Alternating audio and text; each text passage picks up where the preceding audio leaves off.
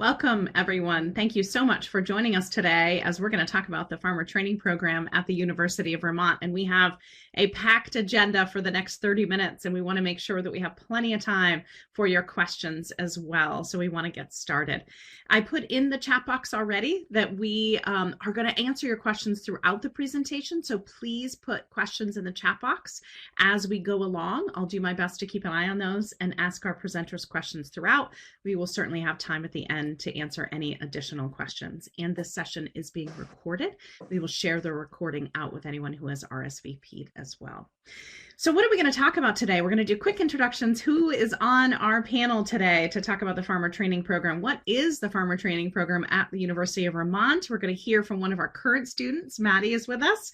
And we're also going to hear from former students that were in the program at the time that they were interviewed and now alumni of the program as well. And Rachel, our leader of our program, is going to walk us through what does a week look like on the Catamount Farm and the Farmer Training Program, because that is probably one of the most popular questions she gets asked. And then we'll go through those logistics, application process as we're eyeing applications and looking forward to next spring to start the Farmer Training Program in 2022. So as I mentioned, lots to get through today. So we're going to get going. My name is Nicole DeWillie-Fenton. I work in our continuing and distance education department, and I'm super happy to have Rachel with us as well. Rachel has been on the farming program, the Farmer Training Program, since 2015, and she took over as the leader of the program last year, and we're super excited to have her sharing her experience and vision for the program. And Maddie is with us. She's a current student on the program. She's taken a quick break from the farm, so thank you, Maddie, for coming into an office on a beautiful day. We're sorry that we did that to you, but thank you. And Maddie has also had a really interesting experience from AmeriCorps to working on a small farm in California on the West Coast, and she was a fourth grade teacher. So we're going to really learn a little bit about transitioning and making that career change if farming is something that you feel passionate about. And we'll hear from Maddie in just a few minutes. But first, we're going to start with Rachel. And Rachel, just back us up a little bit, lift us up out of the weeds, and not to bring in the farming metaphors here, but bring us up to talk about what is the Farmer Training Program at the University of Vermont? Sure. So it's a 6-month certificate program, and it's run through the College of Ag and Life Sciences, and then specifically through the College of Ag and Life Sciences Plant and Soil Science Department. And it's a full-time program. It runs Monday through Friday, and it's predominantly a really practical experience. So the students are integral in every aspect of the farm, and that goes from seed to marketing. There's also a classroom component to the program. There's a lot of field instruction where we really slow things down to talk about things before we actually do them, but then there's a more intentional classroom side to the program. And the classroom side is really informing what's also happening in the field. And so the field is sort of the embodiment of what you're getting out of the classroom. And with the classroom, we bring in a ton of guest speakers. We work with UVM professors, we work with UVM extension agents, we loop in other farmers in the area and other ag professionals, and really trying to give students not only the experience of learning the practical hows, but also the whys behind the hows. Thank you so much. Let's get into there's some of the pragmatic and the logistics about the program. And you touched on a few of the points I think we're seeing here, but students learn so much about farming. So go through some of these points, a little bit more detail so that students understand what they'll gain from this program. Yeah. So, I mean, we're often asked, how is this different from, me just going to work on a farm as part of a farm crew? And I think, the biggest difference is that it really is, it's school. You're going to farm school as part of this experience. Yes, you're helping to make UVM's Catamount Farm run, but it's also, there's just the opportunity to, because there's so many students involved with the farm, So, there's this army of people there that we're turning the farm into a classroom, and we're slowing that down so students have the time to, ask whatever questions they have about whatever topic is at hand. And then we get into the nitty gritty. So we're bringing in soil scientists and plant pathologists, and we're, learning about compost and soil health, soil nutrition. There's also a business component to the program. And so we're getting into the farm financial side of things. If students want to leave with a completed business plan, we walk you through that process. And then there's the managerial side of things, and that, we want students to, as they get comfortable with the farm and the farm systems, to feel like the farm is their own. And so we're training students to kind of experience the farm through the lens of a management lens. And we are trying to get them up to speed of just like, how do you prioritize, given tasks on any particular week?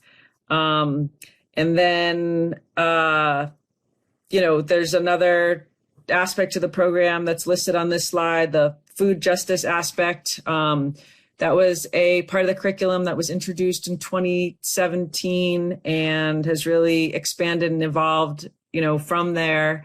And that's thinking on a broader perspective of just issues of power and privilege and oppression within our food system, and just where any of us as individuals lie within that, and just really dissecting some of the harder issues of food access and land access, and just how we experience that as individuals, and just kind of broaden each of our frameworks in thinking about that, and how the work of farming, ties into issues of food justice and just racism and classism within the food system.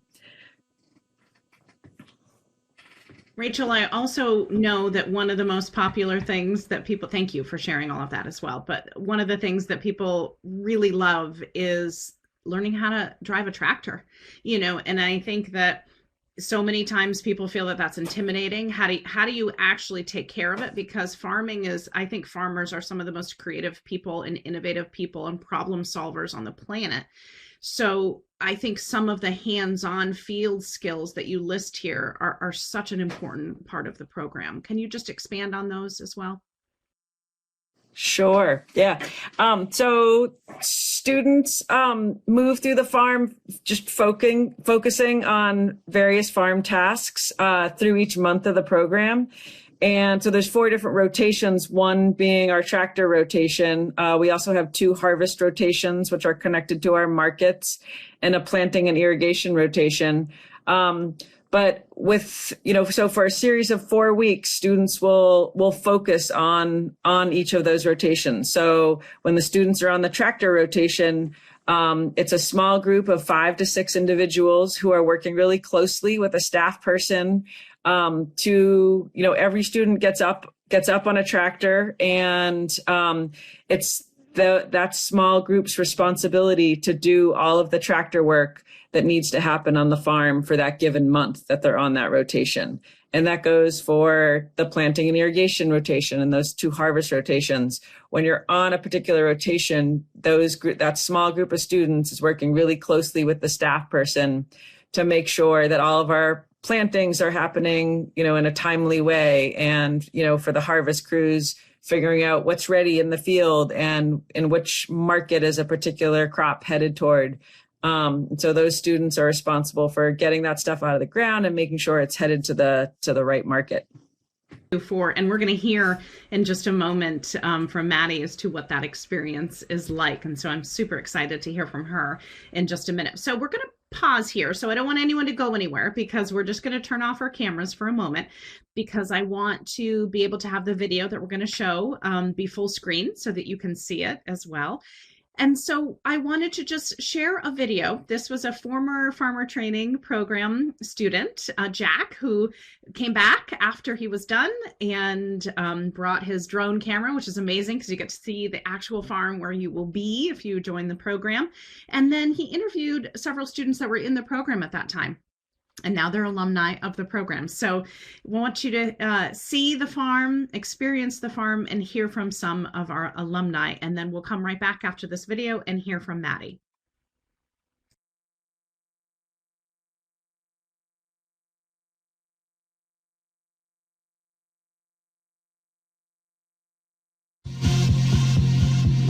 I'm learning, getting my hands dirty, actually like seeing where food is produced and learning so much. It's really intended to give you the broadest possible view on what agriculture is and what sustainability means. That's been really valuable. Food is an area that deserves all of our attention.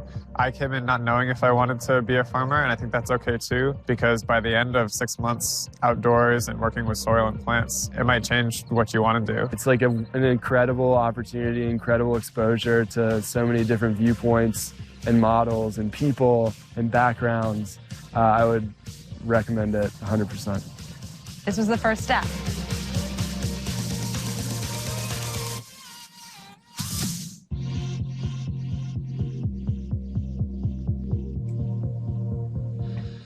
We'll have Rachel and Maddie come back in and join us. But hopefully that gives you a little glimpse as to the farm itself. Beautiful location that the farm is in, that you get to spend your days outside of the classroom.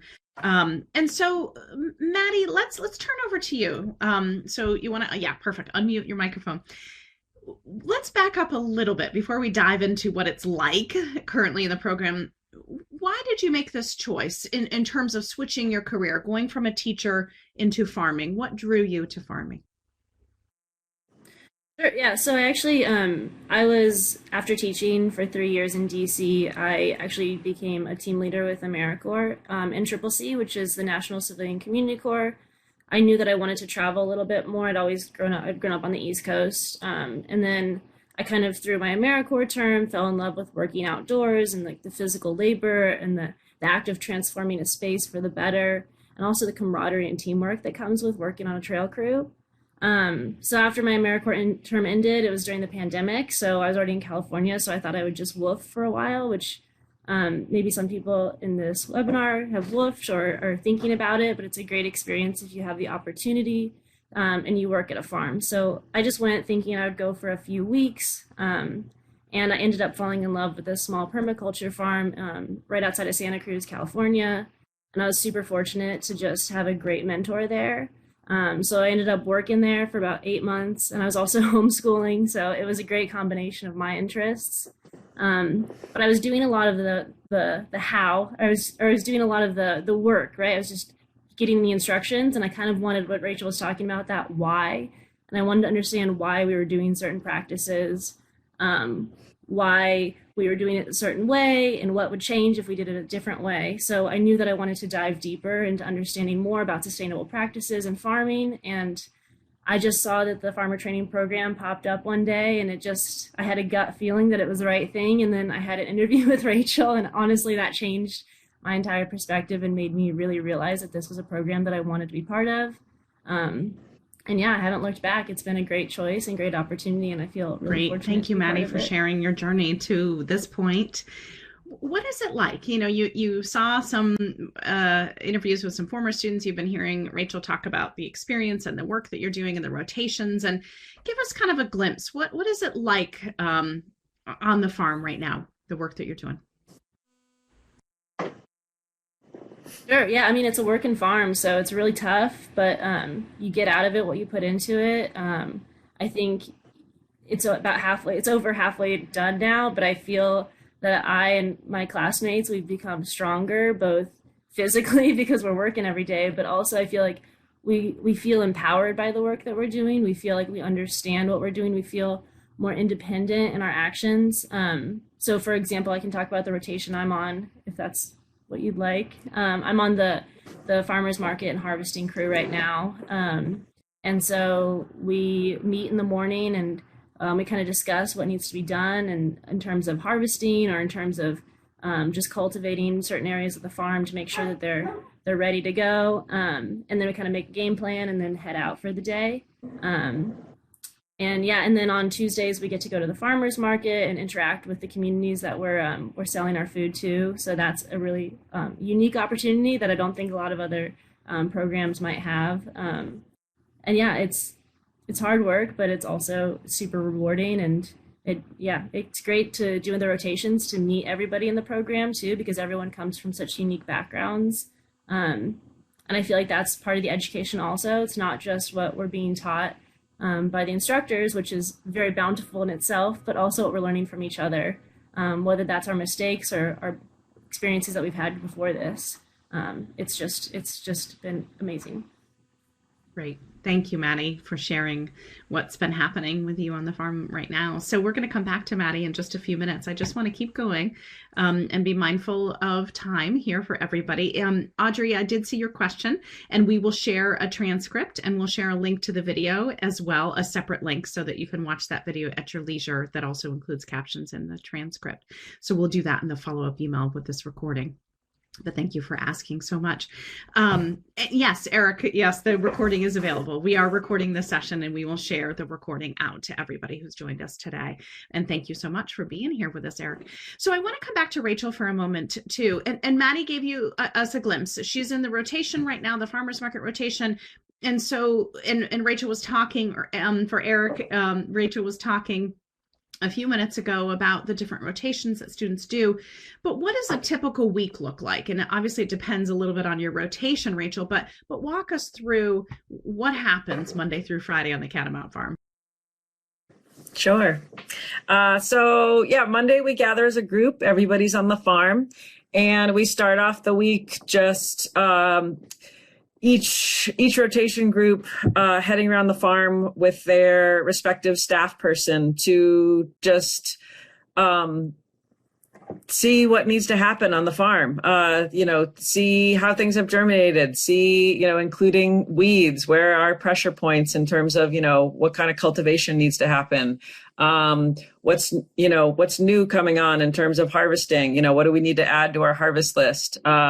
How do fields need to be prepped, either, turning crops under or, getting ready for upcoming plantings? So students are looking at everything, but also their focus will be directed depending on that rotation that they're on. So that planting irrigation rotation or one of the harvest rotations or the tractor rotation. And then after doing our weekly field walk and just, once again, students have the ability to ask questions as we go through our field walk. I don't know, maybe there's a new insect pressure, disease pressure, or just, a question about, harvest technique or whatever might come up. So we'll dive into questions as we go. And I do, I think as Maddie was referring to, students feeling more independent now that we're halfway through the program.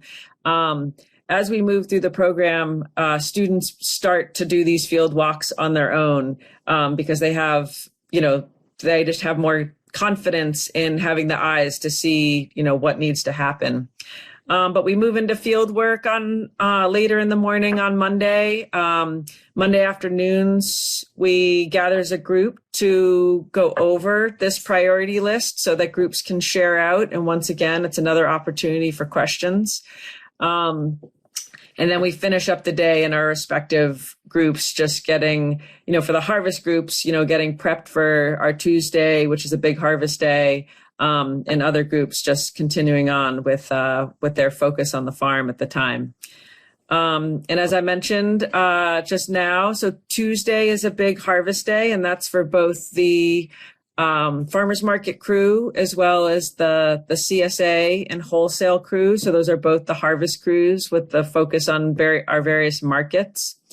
And that takes up definitely the morning in its entirety, and even spills over into the afternoon. It's both the harvesting and washing. And then, as Maddie mentioned, the farmers market crew heads to market on Tuesday afternoons, while other crews are just continuing on. Other harvest crew is continuing on with finishing up harvesting, and the planting crew and the tractor crew are continuing on with the work that they need to do.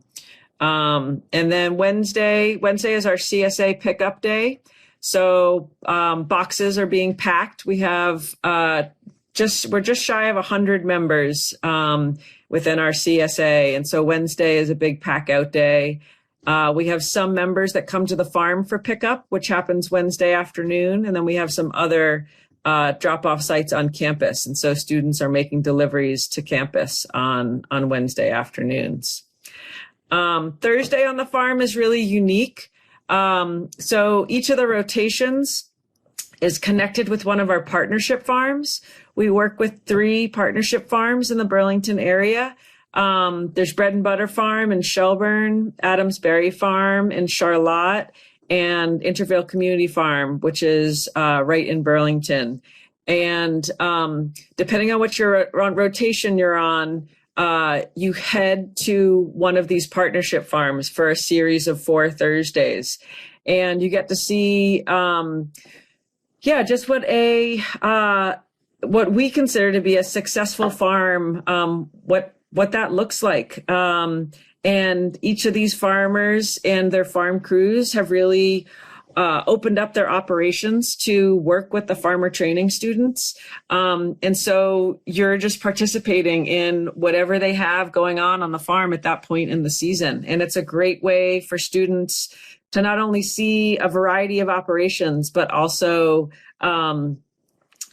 just seeing because UVM's farm being an educational farm, it feels really different than a production farm. Yes, there's a productive element because we want the work to be meaningful for the students, but it does feel different than working on a production farm. And so it gives students a glimpse of this is what it feels like to be making a farm, run in this day and age. And as I said, they're really different operations. And so students are getting a glimpse of, that this experience could go in a wide variety of ways for any given individual, depending on what your interests are. And then Friday, also, really different day, and that's our classroom day. And so you're not in the fields on Friday. Historically, these classes have, for the most part, happened in our classroom on the farm. But with COVID, things have shifted for us, and we have moved classes to a remote format as well. And we're starting at this point to do, so the programs this year in 2021, everything was remote to start with. And as things have gotten safer surrounding COVID, we've moved back to more in-person classroom instruction. But it is still a hybrid format, and that sometimes it makes more sense for the classes to happen remotely, depending on who is doing the instructing. And I think it's a tool that we'll continue using in the future. I know getting feedback from students this year, it is really valuable to be able to have some classes in person. But it's another avenue that we can take in terms of having access to individuals who don't live close to the farm. So we'll continue in some capacity having a remote classroom component. So that's some nitty gritty Monday through Friday. Rachel, thank you so much. And we do have some questions, so I'm going to get to those in just a moment. But let's just go over this as well. So Rachel talked about 6-month program, and we are currently accepting applications for next year for 2022, which runs from May to October. And Rachel just mentioned again, hybrid. It'll continue in some capacity. And to your point, Rachel, it gives the opportunity for students to learn from people who aren't here in that classroom setting. So that's really an awesome opportunity. Local farmers, you mentioned 3 local farms that we work very closely with, and then looking at some of the different topics that we work with those farmers as well. I want to go to some of the questions because these are the questions that we typically get asked, and we did go over in detail about the typical week on the farm. But let's answer these first before we get into our participant questions, Rachel. and this one you get all the time too. Can I work during the week on the farm and still be successful in the program? Yeah. So, I mean, I do like to remind applicants that it's a full-time program. So you should expect to be at the farm, close to 40 hours a week. It is Monday through Friday. So that being said, lots of our students work part-time. I highly recommend, if you can avoid it, not working full-time. The students that I've seen trying to do that, it's really hard for them, and a lot of times they end up needing to cut back. I think I've seen only one student successfully do that, and I know he was tired often. And it takes just phenomenal time management to really pull that off.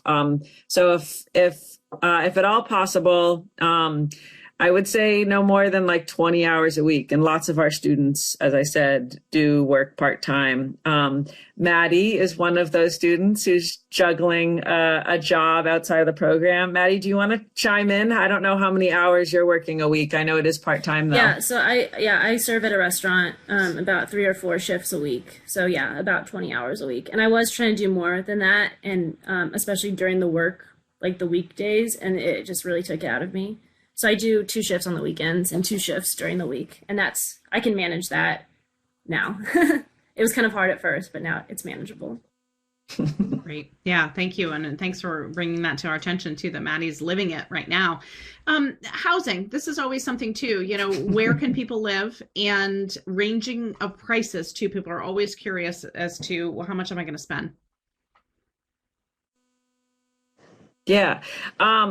So we don't provide housing. Students have to find housing on their own, but Burlington is a college town. So there's a lot of rentals available. And yeah, both, depending on what you want, there's opportunities both right in town if you don't want to have to drive so much, but in surrounding towns as well. And if you get out of Burlington a little bit, the rents will go down.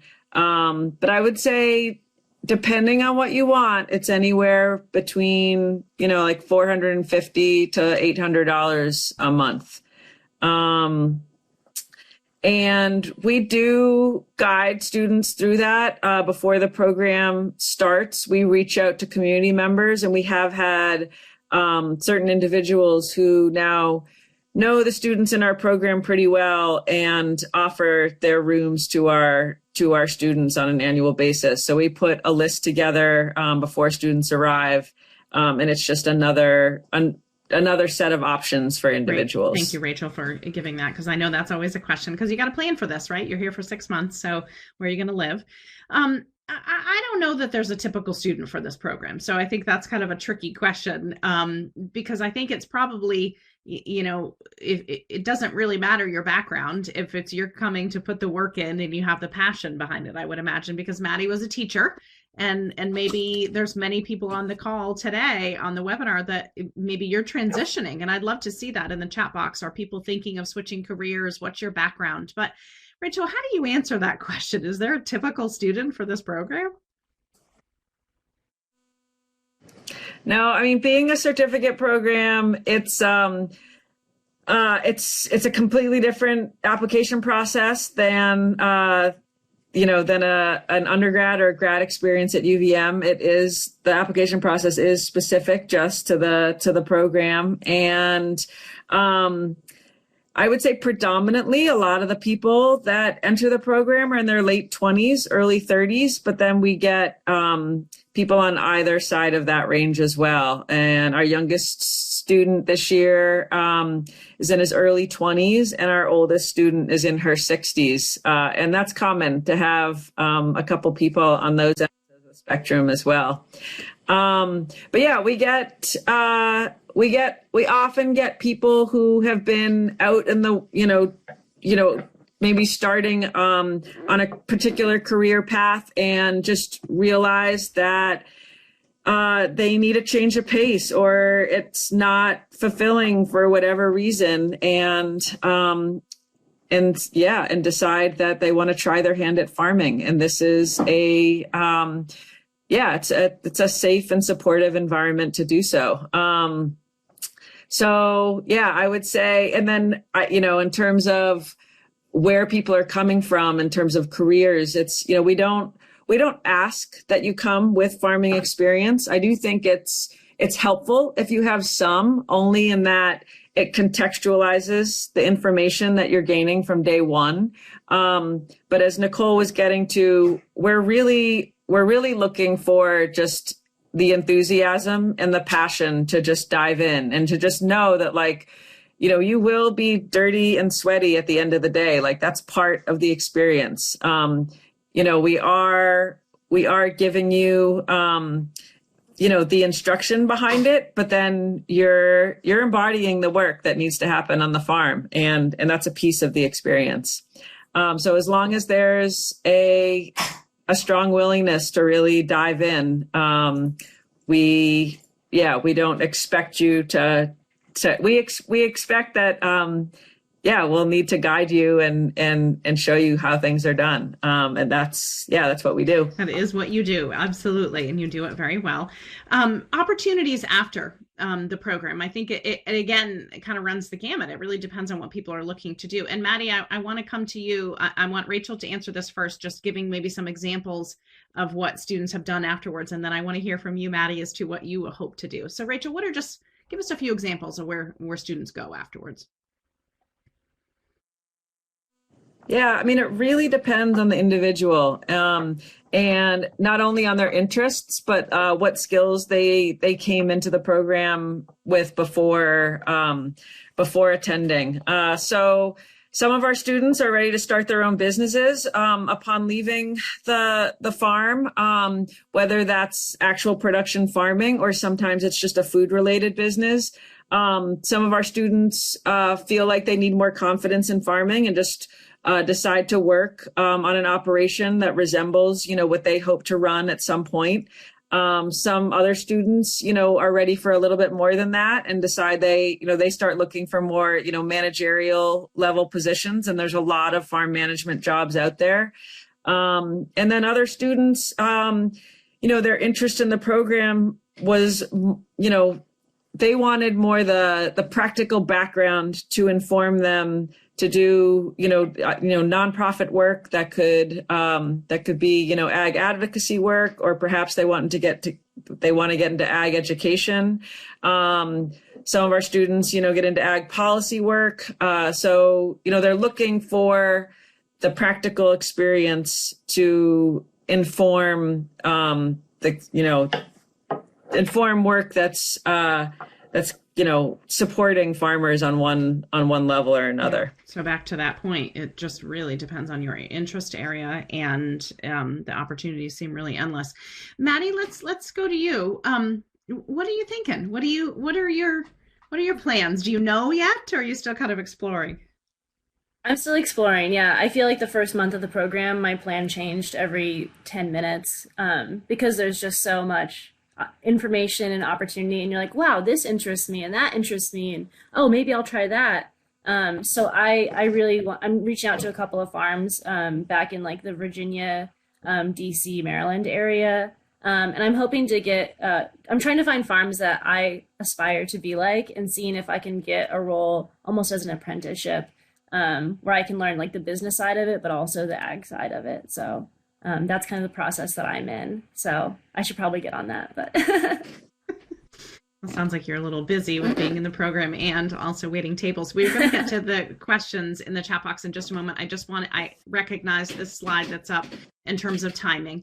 So if this is something you're interested in, you will talk to Rachel. If you put in an application, she will talk to you. She will interview you. She will answer all of your questions and get to know you as well. And then just looking forward to the program starts in May, but final payment for the tuition in the program is due in April. So just wanted to show you that timeline if you're starting to think about mapping out when you might do this. And so I want to get back to questions because we've had several. And so I want to Rachel, I want to come back up. I think Ethan asked a great question a bit ago. Does the farm make an effort to minimize and eliminate the use of fossil fuels?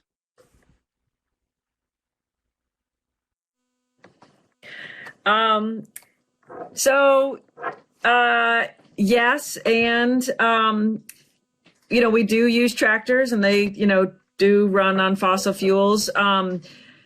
We don't have any electric tractors at the moment. Perhaps that'll be in our future. And another topic of conversation that comes up is just the use of plastic on the farm, and that that it's a tricky one. It's something that it's a tool for for growers, and but it's obviously a hypocrisy when it comes to farming sustainably, because it is a waste product at the end. And so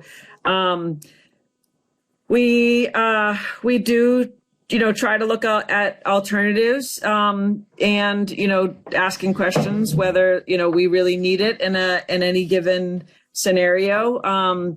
But we haven't eliminated our use of plastic by any means. And I do feel like it's a task for just farmers in general looking toward the future, is just we need to be thinking about what alternatives could there be? And at the moment, it's a tricky one. It's hard to because it's a tool of the trade, and it's a really effective tool of the trade that we haven't eliminated our plastic use on the farm, but it is something that we talk about and we look for alternatives. Great. Yeah, thank you. And thank you for asking that question. We do get that question a lot. So it's great to hear Rachel's response to that. Rachel, Christine asked, how many different crops do you raise? Yeah. So I guess I often turn that question around and say, what don't we grow on the farm? Because we run a CSA, we run a pretty wide diversity of crops. It's, probably upwards of 50 or so. Everything from, beets, carrots, flowers, a whole slew of brassicas, our broccoli, cabbage, Brussels sprouts, kale. It's really, it's a little bit of everything. Fruits, we go watermelon, melons, strawberries. It's everything. I don't know. Throw a veg out at me. See if you grow what don't right? we grow? I'm going to take Mia's question, and maybe Maddie, I'd love for you to answer this one, because you came from a permaculture farm. So I would love to see. The question is, are farming practices taught in alignment with permaculture and regenerative farming and agriculture? What has been your experience coming from a farm like that and being in our program? Sure, yeah, there's tons of overlap in terms of the practices and also the theory behind it. Because the Catamount farm is a lot larger, there are differences that I've seen, but I mean, obviously you can't do like a no-till bed on like a 200-foot long bed. But something that I think is really awesome is that we actually have an entire field that's a low-till, no-till field, which means that we don't use any tractors on it. I think that's a great opportunity for students that are more interested in permaculture or no-till practices to really experiment on. And then another fantastic thing about the rotations is it's not that we're just getting rote information given to us. It's if we as a team come up with an idea like, hey, what if we try it this way based on something that we read or something that we saw a video of, instructors are really receptive of that. So I know for that no-till field, we thought about covering it in a new layer of compost and tried broadcast seeding some of our herbs just as an experiment. And I think that's one of the coolest things about this being an educational farm is that there's not that pressure of a conventional production farm of it needs to just go a certain way. There's a lot of opportunity for if you have an idea or you have something you've read about or something you've done in a past experience to utilize that and to try it out. So there's definitely some no-till and permaculture practices that are incorporated into the Thank you. program. And thanks for that great question. Thank you, Maddie. Rachel, I'm going to come back to you on this one. Christina's asking, other than remote class learning, any other changes because of COVID?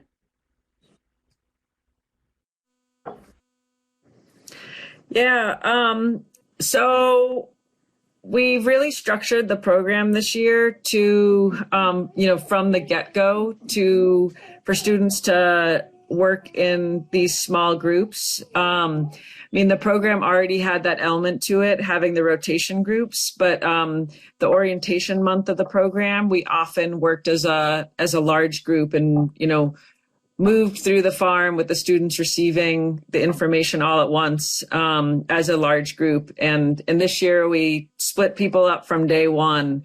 And so they really got oriented to the farm in a small group of 5 or 6.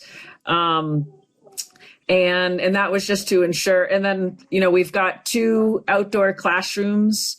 A lot of our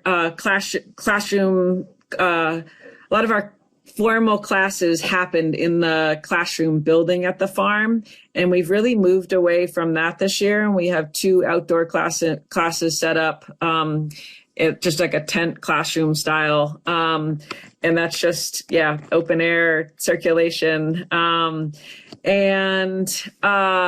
Early in the program, students were getting tested on a weekly basis. As UVM had their own testing site set up, and our UVM students had access to that. But we've been able to move away from that as things have leveled out and have gotten safer in the state and people have gotten vaccinated. I think, there's some aspects where it's worked really well to do the small group information dissemination. And then there's other ways that I think, students have kind of craved for more, all group, just working together as an entire group just for group cohesion. So, there's probably aspects that we'll move back to once we feel safe to do so. But we also we're able to move through the farm. The land is large enough that it's easy to spread people out and to have people, working together, but also have enough space among one another. We haven't had any problems on that end. We were lucky that vaccines came down the pike at the beginning of the program, so everybody was able to get vaccinated early on. I guess that's the biggest thing is, outdoor classroom and small groups. That doesn't sound so bad if you think about it, considering what many schools and different programs had to go through. That's actually a great solution. I want to just be mindful of time here. I'm going to answer a few more questions. And if there is something we didn't get to for your question, please follow up with us. You can see the email address on the screen here. It's learn@uvm.edu, and we'll make sure to get those questions over to Rachel. There's also a chat functionality on our website. And so you can ask those questions as well. So please don't be hesitant to reach out to us if we didn't get to your question today. But I've seen 2 people ask us, I think it was Matt and also Kara, ask a little bit more in the realm of urban planning and urban food systems and how, Rachel, how does this program help to inform that kind of work if that's something that either of these prospective students might want to do afterwards? Yeah, so UVM's farm is in an urban area. It's a larger scale than a lot of urban farms, but we do consider ourselves a peri-urban ag venture. And so, a lot of the skills that you learn are really applicable whether you scale up or scale down. And so, whether you're thinking about pest management, disease management, crop planning, composting, whatever it is, that's applicable no matter what direction you go in. And so a number of our students come from urban areas and go back to urban areas upon graduating. And I would say the skills are really applicable if you want to take it down to an urban ag scale. Right. And there's a question, excuse me, also just application deadline. And I believe, Rachel, please help me if I'm not getting this correctly. The application deadline essentially closes when we're full. Is that accurate, or is there a certain date that they absolutely need to be in by for the next session? Yeah, so as Nicole mentioned, we start reviewing applications this month. So we're just getting into this right now, and we do accept individuals on a rolling basis. And we're going to be accepting 25 people for next year. And as Nicole just said, yeah, once we hit that 25, we cap the program. We'll often have like a couple people on a wait list. But the past couple years, the program has been full by February. So I really do encourage people to apply in the fall, apply anytime that you're ready, but apply now and in the fall. And that, it gives you more wiggle room if you need, time to decide about if you are accepted about and actually enrolling and figuring out the finances of that. Right. Yeah. There's a little bit of work that needs to go to get here and to get all set. So that's great advice, is to apply as early as you can. I'm gonna wrap up here, and thank you everybody for amazing questions. I know that we've had several that we weren't able to get to, but please do follow up and reach out to us, email us. Rachel will be happy. We can connect with one of the students, to give a little bit more of that experience. We also on the website have an awesome video that Rachel and two other folks in the farmer training program put together last year, which is essentially a tour of the farm. So it's a virtual video tour of the farm. So please do watch that video, because you're going to see a lot more of what Rachel and Maddie have been talking about. But Maddie, I want to come back to you. I want to end with you. You've made this transition from teaching and moved back to the East Coast. You're in the program right now. You're still thinking about what you're going to do after the program. Why would you recommend this program? So we've got lots of people that are thinking about it, that seem really interested. Why would they want to do this program? Yeah, I think that this is such a fantastic program because it's not only giving you a comprehensive understanding of every aspect of a farm, from seeding in the greenhouse all the way to selling something at market, but it also creates organically a network of like-minded people that have passion, that have drive, that are creative and interested in so many different fields in agriculture.